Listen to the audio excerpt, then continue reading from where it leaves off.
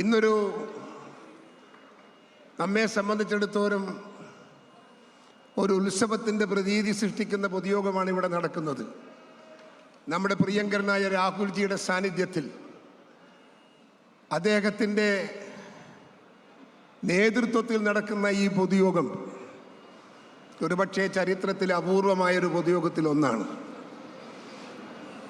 ഇവിടെ ഏതാണ്ട് 10 വർഷക്കാലം ഭരിച്ച ഇടതുപക്ഷ സർക്കാരിൻ്റെ ഭരണം ഈ നാടിനെ എവിടെ കൊണ്ടുപോയി എത്തിച്ചു എന്ന് ഞാൻ നിങ്ങളോട് പറയാതെ നിങ്ങൾക്കത് അറിയാമെന്ന് എനിക്കറിയാം.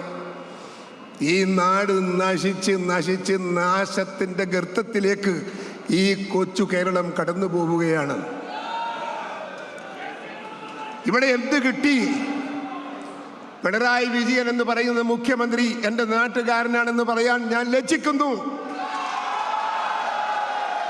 കഴിവും പ്രാപ്തിയുമില്ലാത്ത ഒരു മുഖ്യമന്ത്രി, രാഷ്ട്രീയ കാഴ്ചപ്പാടില്ലാത്ത ഒരു മുഖ്യമന്ത്രി, ഈ നാടിൻ്റെ ഹൃദയഭാരത്തെക്കുറിച്ച് നോട്ടമില്ലാത്ത അറിവില്ലാത്ത ഒരു മുഖ്യമന്ത്രി, ഈ നാടിൽ പാവപ്പെട്ടവൻ കഷ്ടപ്പെട്ടവൻ പട്ടിണി കിടക്കുമ്പോൾ ഒരു ചുക്കും ചുണ്ണാമ്പും ചെയ്യാത്ത ഈ മുഖ്യമന്ത്രി എൻ്റെ നാട്ടുകാരനാണെന്ന് പറയാൻ എനിക്ക് ലജ്ജയുണ്ട് എന്ന് ഞാൻ നിങ്ങളെ അറിയിക്കുന്നു.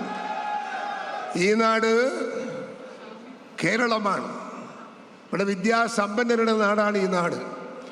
ഇവിടെ ഈ നാട് മുൻപോട്ട് പോകുന്നത് എങ്ങനെ എന്നുള്ളതിനെ കുറിച്ച് നിങ്ങൾക്കൊക്കെ ചിന്തിക്കാൻ സാധിക്കും.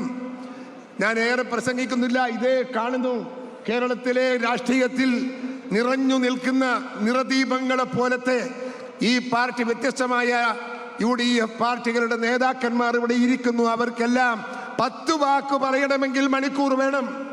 അതുകൊണ്ട് ഞാൻ ഏറെ സംസാരിക്കുന്നില്ല. ഈ നാടിനെ ഇടതുപക്ഷത്തിൻ്റെ കയ്യിൽ നിന്ന് മോചിപ്പിക്കാൻ, കള്ളന്മാരിൽ നിന്ന് മോചിപ്പിക്കാൻ, കൊള്ളക്കാരിൽ നിന്ന് മോചിപ്പിക്കാൻ അവർ സമ്മതിച്ചില്ലേ? ഉള്ള കള്ളപ്പണം മുഴുവൻ പാട്ടപ്പിരിവ് നടത്തി ഉണ്ടാക്കിയ പണം മുഴുവൻ മുക്കിയടിച്ച് കൊണ്ടുപോയ കഥകളൊക്കെ അവർ തന്നെ സമ്മതിച്ചില്ലേ?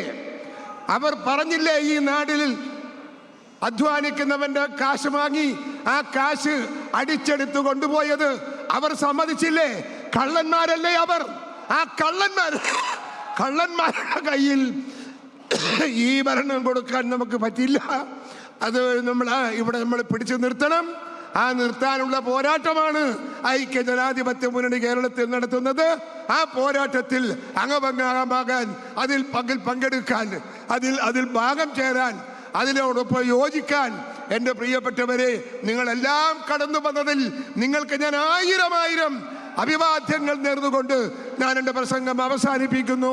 നിങ്ങൾക്ക് നമസ്കാരം. ജയ് ഹിന്ദ്.